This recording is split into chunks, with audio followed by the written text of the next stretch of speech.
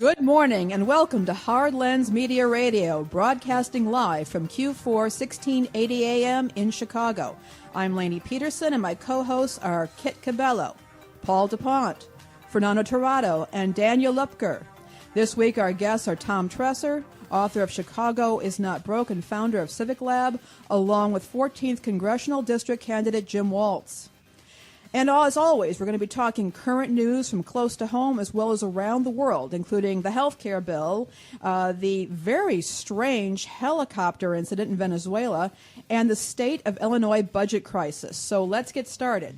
It's all good. Jim Walz, I'm glad that you're here joining Hard Lens Media. You are live here in the studio, and you are running for the U.S. House District, Congressional District, the 14th District here in the state of Illinois. So first and foremost, I want to cover the first part of you getting involved in politics, as well as your 2016 run. Mm-hmm. So, Jim, what made you get involved in politics, and what's going to make you stand out, especially here for the people of Illinois? Well, thank you so much for the opportunity to speak with you today. Most recently, I was the Democratic nominee in 2016 running in the Illinois 14th District, but that chapter of my life started 15 years ago.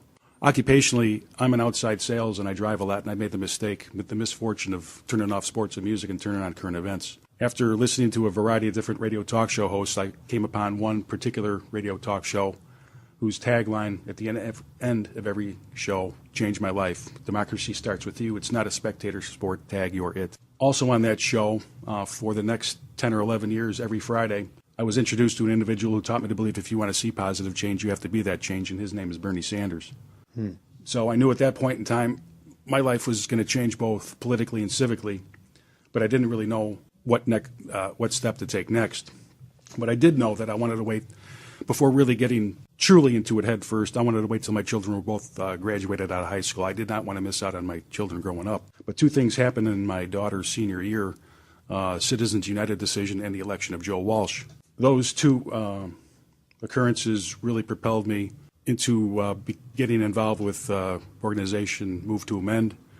At that point in time, there was an organization out of Northbrook led by one of the individuals, Sharon Sanders, who's a strong advocate here in the Chicagoland area. I was able to get an advisory question on my local township ballot single-handedly, and with over 24,000 votes cast, I should say, it was determined that the people of the village, of the township of Gurnee, Warren Township, do believe that corporations are not people and money is not free speech.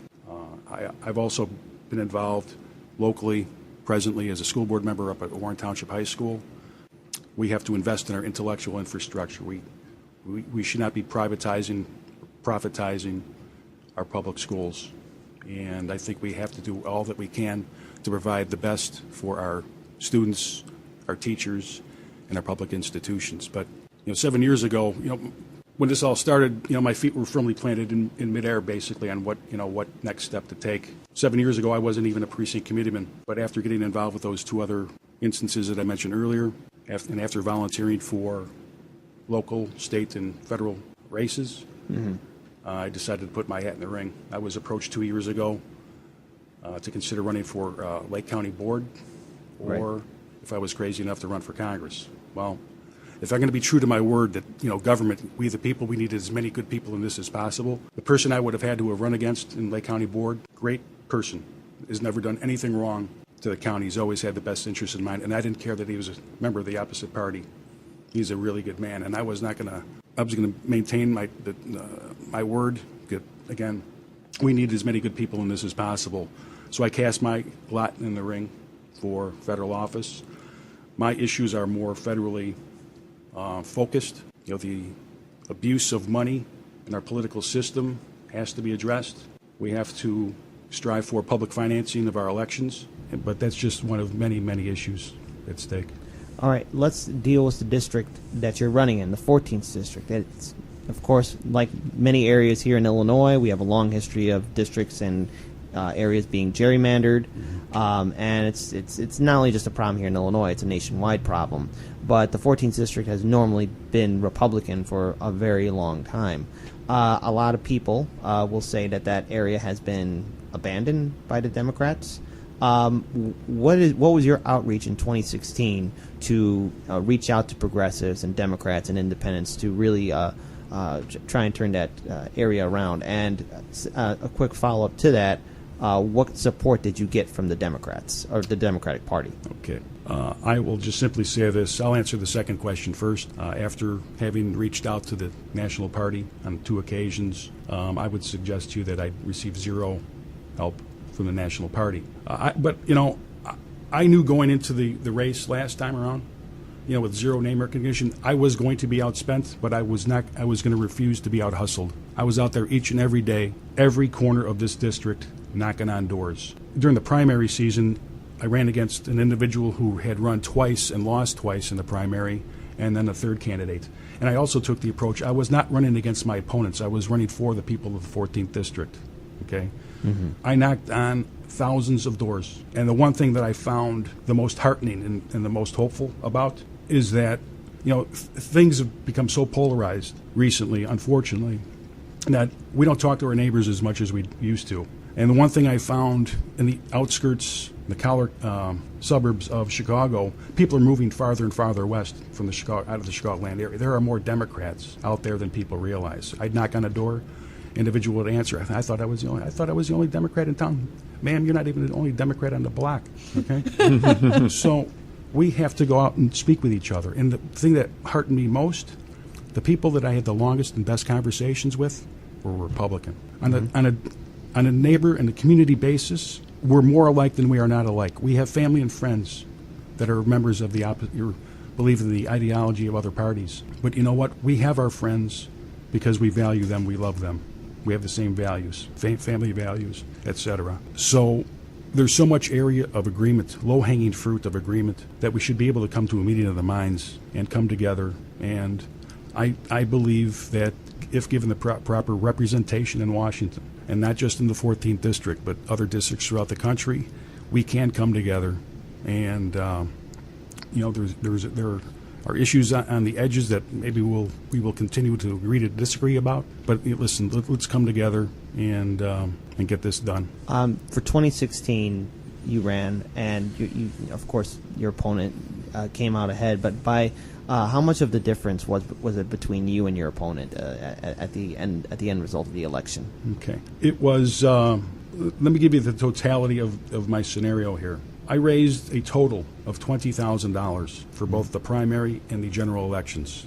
There was a recent special election down in Georgia, John Ossoff. He raised $23 million. I believe plus or minus 1,000 votes. I believe he achieved 126,000 votes, 126,000 votes. In my general election, I received 138,000 votes on $20,000. There was a gap, certainly a gap between the victor and myself. But all I have to do is change half of those numbers, all right? And it's by me getting out there and preaching the message that I have, which could be labeled, different words connote different meanings to different people: liberal, conservative, Republican, Democrat, progressive. There are so many injustices that are going on that affect everybody.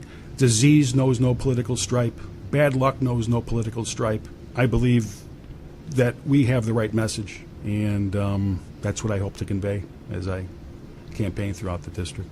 And 2018 is going to be here upon us very soon, and it's quite clear, universally across the board, Republicans, Democrats, and independents all agree that money in politics is crippling our democracy.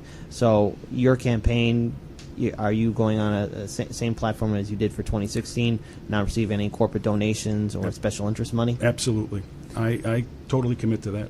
All right. So let's start talking about some of the issues for your campaign. We'll start with one that affects me personally. I am a former United States Marine veteran. I served 4 years from 2004 to 2008.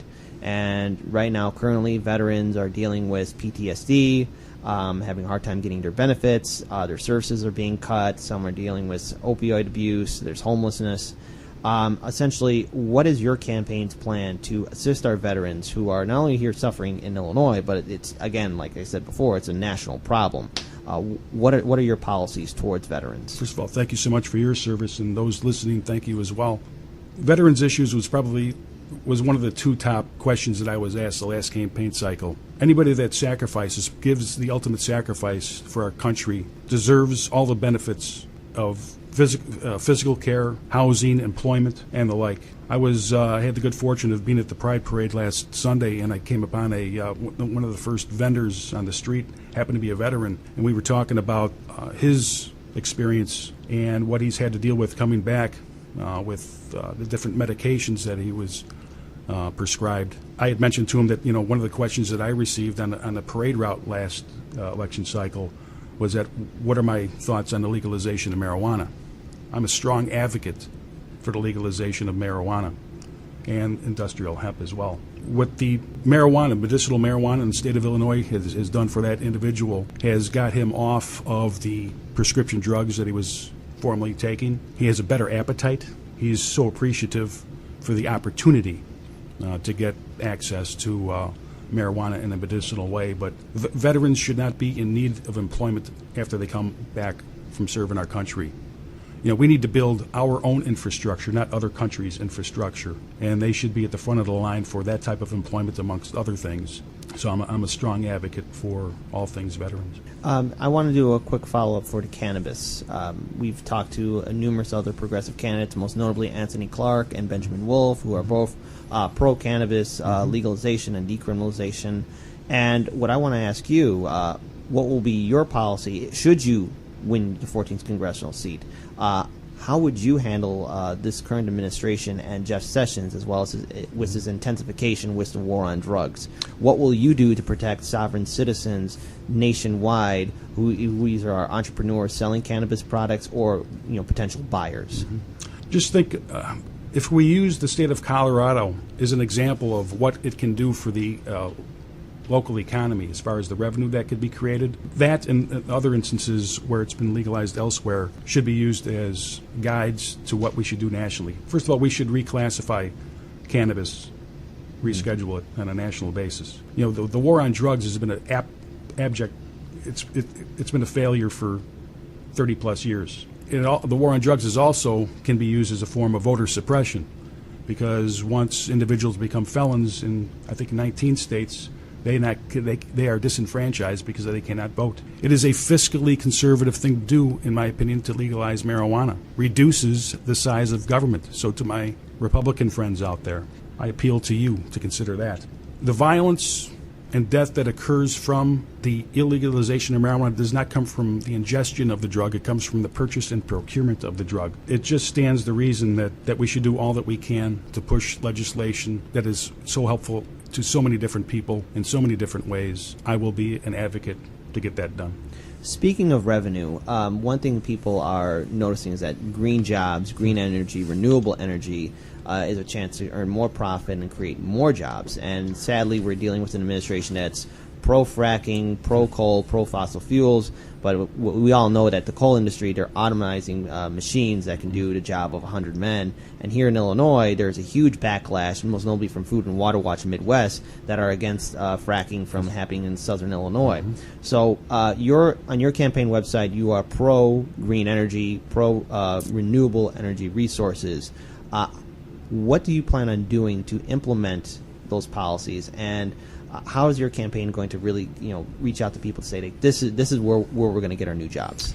As stewards of the earth, it is our moral responsibility, it is our moral imperative to reduce our dependence on fossil fuels and reduce our carbon footprint. Even to those climate change deniers out there, the number of jobs that can be created in solar and wind, geothermal, and the like, it's enormous what we can do for our own economy. With our now occupant of the White House getting us out of the Paris Climate Agreement, it seeds away a lot of our manufacturing jobs. That things that could be produced here are going to be now produced in China.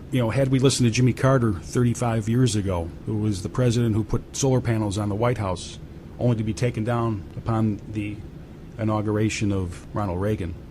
The economies of scale. Had we charted that path forward, we would be we would be the leader in renewable energy output in manufacturing and the saving of energy. As a school board member at Warren Township High School, championing the cause on 2 different solar array projects, one on campus and one off. We own 100 acres of land as a school district, and we're talking to county officials about putting a solar farm on 60 of those acres. Ironically enough, it's crazy how things come full circle. the individual that I'm speaking with in the Lake County Board is the same person that I was asked to run against 2 years ago. And he's on board. He's on board. It's bipartisan support. Absolutely. Again, instances where of common agreement, we should be able to work together, and it's nothing but good things. Secondary, what I want to mention to you is on your campaign side, you're talking about reinvesting into education and looking at revitalizing our education. The sad fact here in the United States is that we're not in the top 10 anymore. And a while ago, Hard Lens Media did a forum on education here in the state of Illinois. Our public schools are being drastically cut. We're going more to privatization and charter schools. Essentially, should you win the seat in the 14th district, what will be your plans to help reinvigorate our school system nationwide? I know you have to represent your district, but as in the Congress, you'll be also voting on bills that will affect millions of Americans. What will be your policy towards revitalizing our public education sector, both for grade school students, high school students, and college students? Because this is a national problem that we're dealing with, and it's going to affect us in the long run. Absolutely.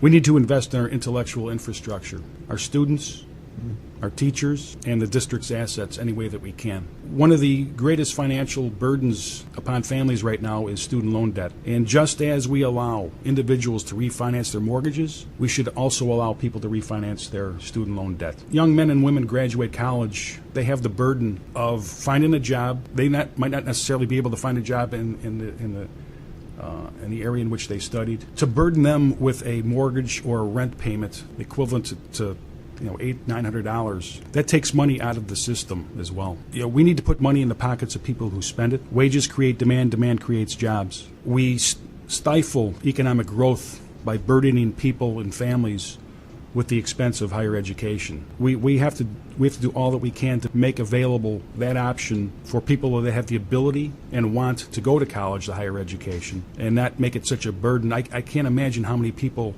have chosen another path in life only because the cost of college education did not allow them to pursue that dream that they had. So we have to make it as easy as possible to choose what they want to do. I just wanted to follow up on that. Could you explain a little bit more when you say refinancing? Does that mean reducing the overall debt? Does that mean changing the interest? Well, just as mortgage refinancing, I would suggest a lower interest rate, but ultimately moving towards free public education all the way through college. So that would be an ultimate goal. But things sometimes happen at a glacial pace. There are other issues that if I could etch a sketch and start from scratch, there's a lot of things that I like to do. Universal single-payer health care and the like. So there are a lot of big moving parts. I think consensus says that we should do all that we can to provide the ability to our children to go to college if they choose. I'd like to kind of take a different direction here. We're independent media, and part of the reason why I think everybody here got involved is we were dismayed at the quality of much of the media that is out there, and you were kind enough on social media actually to highlight that we're independent media. Can you tell me a little bit about your sources for news, and what do you do as a candidate and as a community leader to read media critically, read and listen to media critically, so that you can make use of it and not be used by it? Thank you for the question. We have to listen to all aspects of different people's opinions. Sometimes I torture myself listening to the members of the opposite ideology. But over the years, for the last 25 years, we've gone from a news informing society to a news entertaining society. So it's becoming more and more difficult with choosing what resources to use to get what you believe to be the truth. We live in a situation in our country where oligarchs rule the message. Yes. We have rich people paying rich people to tell the middle class to hate the poor. We have to stand up for those that are less fortunate. There are several different media outlets to get that message and to convey that message. But what is happening in Washington, D.C. with the attack on our media, yes, it is it's crazy. The other day I was thinking, I grew up in the 70s, before cable, before the internet. And what people don't realize now is when you go on the internet, and you go to a news page, you're actually seeing something that's targeted directly at you, not necessarily your neighbor down the street is not seeing the same information. It occurred to me, back in the 70s, here in Chicago, we had the three major networks. We had WGN, and the intellectuals could go to PBS for, I think, McNeil-Lehrer Report or something like that. But the thing is that you had virtually everybody in the city was basically watching one of 4 news programs, and they were getting the same news. So it meant that a grad student down in Hyde Park was getting the same news program as an executive out in Kenilworth, as somebody on the as a cop on the Northwest Side. Mm-hmm.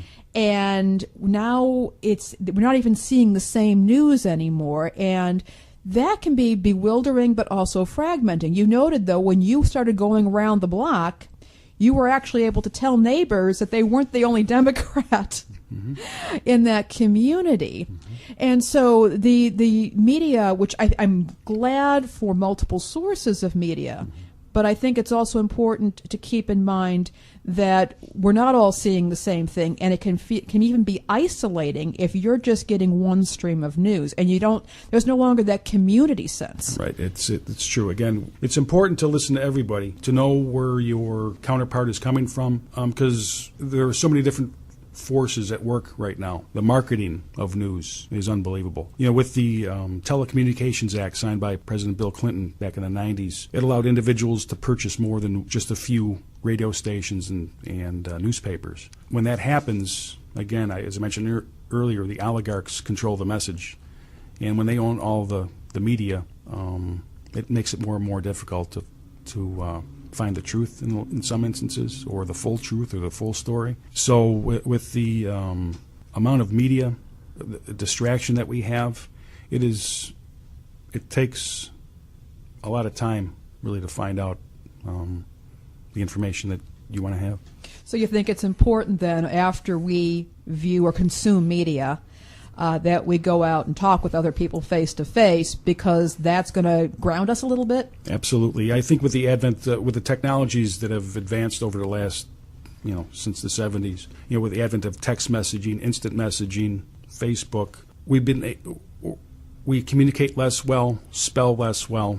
We've lost the ability to communicate with each other. I think we used to communicate a lot better a long time ago than we do now. We've become so desensitized to other people's emotion. We have to get away from that and back to talking to each other. Thank you so much. Thank you. I want to switch gears just briefly. One of the questions that I like to ask candidates, particularly at the federal level, is where do you stand and what is your position on the state of our military, where we're positioned overseas, and given your potential position in federal government, what can you do, or what would you plan to do, particularly with things like the budget, to inform and guide what our military stance is? President Eisenhower in the 50s warned us against the military-industrial complex. A large portion of our budget goes towards our military. We certainly have to provide the best for those that make the ultimate sacrifice for us, no question about it. But it seems to me a budget of an administration is the eyes into the soul of what they believe in. In the most recent Trump administration's budget, they wanted to increase the military expense by a certain percentage. And I believe a lot of that money should go to the veterans and not to the military-industrial complex and those people that run the military-industrial complex. Our military is used and misused in so many different ways. A lot of our tax dollars are used to provide security to big oil, to bring oil back from the Middle East.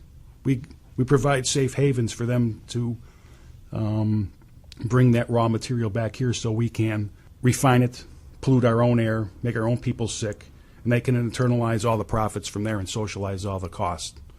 That's a misuse of our military. So we should use our military strategically. We should provide for everybody in the military the best possible equipment and care when they get back as well.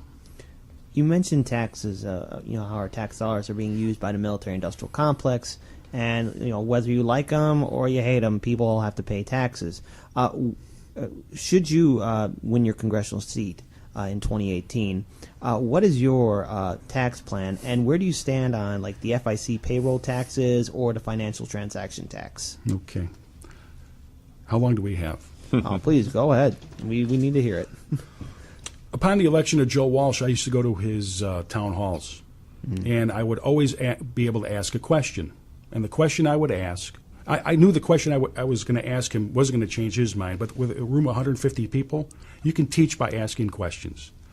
So I asked the question, would you consider ridding the cap of FICA taxes at over $118,000? People that make $500,000 a year, $1 million a year, $5 million a year only pay up to the taxes up to $118,000. If we eliminated the cap of that, Social Security would be funded in perpetuity. I would also suggest, or make a suggestion that, and it goes back to putting money in the pockets of people, I would create a gap. I mean, the national household income is just under $50,000. I would suggest maybe providing a gap between $45,000 and $60,000 or $70,000 where no FICA taxes are paid, to provide more money in the pockets of the people, households, so they can go out and buy, an extra pair of jeans, or, go out to dinner every now and again, family of four.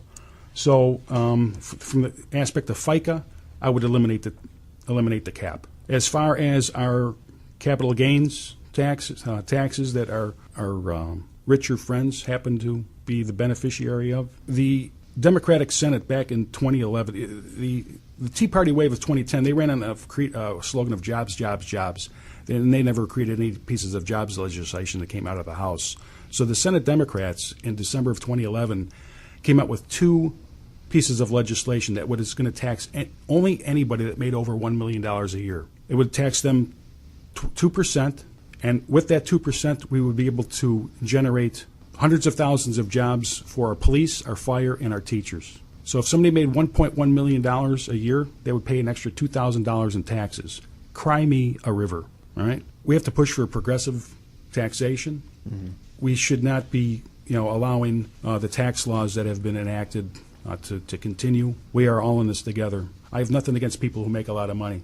I do care how people make a lot of money. If it's by exporting good union-paying jobs and importing unemployment and lower wages, not my world. When you have individuals who lose their job through no fault of their own, jobs shipped overseas, and in the community in which that company was formerly housed, that was the engine to small-town USA. What are those people supposed to do after generational work with the family, trying to provide for a family of 4? They go having to work at McDonald's or Walmart at much lower wages. They fall below the poverty line. And then we, the people, have to provide Medicaid and food stamps for them. That's a form of corporate welfare as well. But as far as taxes in general, lift the cap, more progressive taxation, and that will provide for our commons here in the United States. All right. One thing I'd like to ask is, I don't think this gets asked a lot, but you mentioned earlier about having solar panels and using a lot of the land for the school for that purpose. What big projects do you see that can be done within your district, the state, but things that people can look at and say, wow, this has really changed either the landscape around here or our livelihoods or anything of that nature? Renewable energy provides so many benefits. Solar can be disguised. You don't necessarily have, if you have a solar field or a solar farm, you don't necessarily see it. It just lays at a slight degree. But the jobs that it would provide, the cost savings of our energy, I think all public buildings should be required to implement some type of green technology, solar or at least geothermal. I think we have to lead by example. Any township, any district should utilize all the assets they have available to them. What was mentioned earlier about down south, I think the first permit was requested for fracking. No. Fracking is detrimental to our waterways. The carcinogens that are used, they pump chemicals, undisclosed chemicals into our water basin that are carcinogens, and that should not be allowed either. But there's so much that we can do, so many tangible things that we can do and easily implement. There's a couple other things that people are kind of forgetting. I mean, hopefully it still remains sharp in everyone's mind. Right now everyone's following the drama between Trump and, Morning Joe. However, just a week ago there was a huge discussion about health care here in the United States. And in it, there's talk about cutting Planned Parenthood. There's talk of seniors losing their benefits, Medicare, Medicaid. Your campaign, you've said in the past that you are for Planned Parenthood and that you're for Medicare, Medicaid. What will be your initial policy should you win the congressional 14th district to help protect Medicare, Medicaid, Planned Parenthood, and would you introduce legislation that would support universal health care? Most assuredly. One of my key platform issues is single-payer universal health care. In the world's richest economy, nobody here should have to choose between their health care and putting food on their table and a roof over their head. The piece of legislation that was passed out of the House and is, I think, still being currently discussed in the Senate. After July 4th, they're going to probably vote on it. Something I suspect that they're working on something. But to take health care away from the most vulnerable and give tax cuts to the rich, to me that is immoral. Health care is a right and not a privilege. And several of the things that I will pursue is the reduction of our eligibility age of Medicare. When Medicare was first introduced back in the 60s, the original intent was for the eligibility age to be reduced 10 years every 10 years down the road. But even back then, the lobbyists in the pharmaceutical and insurance industries kind of kicked that opportunity down. Reducing the eligibility age of Medicare would also tighten the job market, because let's face it, people stay on their jobs primarily for the purpose of continued insurance. Right. If we allowed them the dignity of retiring when they wanted to, those jobs would need to be filled. So it would allow recent graduates to get into the employment stream, and it would serve multiple purposes. I also believe that just as we negotiate prices on behalf of the Veterans Administration, and just as we negotiate prices on behalf of Medicaid, we should also be allowed to negotiate prices on behalf of Medicare. That would save tens of billions of dollars a year. And we should also be allowed to re-import drugs from other countries. Mm-hmm. So those are just two things that I would pursue. But we need to take care of the most vulnerable, the sick here in America, and I will do everything that I can to pursue that. One issue that people tend to forget about is mental health here in the United States. There's a lot of people who are not being treated, and depending on what state, some states might have programs that help take care of the mentally ill or people who have mental disorders, but in other states they're very draconian.